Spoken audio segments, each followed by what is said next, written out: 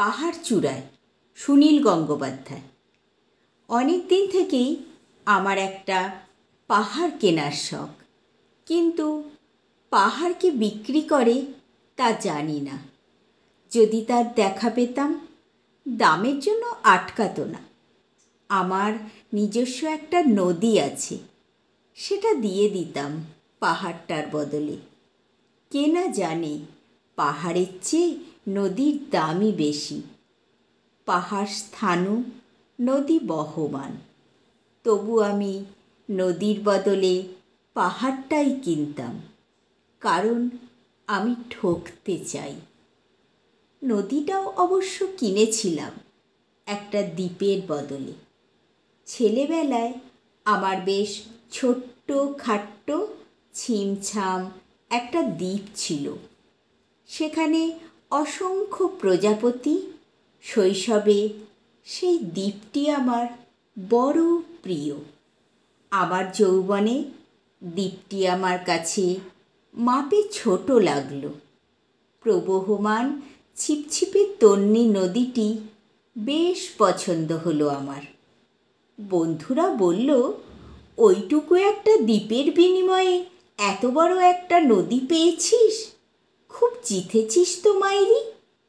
তখন জয়ের আনন্দে আমি বিহ্বল হতাম। তখন সত্যি আমি ভালোবাসতাম নদীটিকে। নদী আমার অনেক প্রশ্নের উত্তর দিত। যেমন, বলো তো আজ সন্ধেবেলা বৃষ্টি হবে কি না? সে বলতো, আজ এখানে দক্ষিণ গরম হাওয়া। শুধু একটি ছোট্ট দ্বীপে বৃষ্টি, সে কি প্রবল বৃষ্টি, যেন একটা উৎসব। আমি সেই দ্বীপে আর যেতে পারি না। সে জানতো, সবাই জানে, শৈশবে আর ফেরা যায় না। এখন আমি একটা পাহাড় কিনতে চাই। সেই পাহাড়ের পায়ের কাছে থাকবে গহন অরণ্য। আমি সেই অরণ্য পার হয়ে যাব। তারপর শুধু রুক্ষ কঠিন পাহাড়, একেবারে চূড়ায় মাথার খুব কাছে আকাশ, নিচে বিপুলা পৃথিবী, চরাচরে তীব্র নির্জনতা। আমার কণ্ঠস্বর সেখানে কেউ শুনতে পাবে না। আমি ঈশ্বর মানি না, তিনি আমার মাথার কাছে ঝুঁকে দাঁড়াবেন না। আমি শুধু 10 দিককে উদ্দেশ্য করে বলবো, প্রত্যেক মানুষই অহংকারী।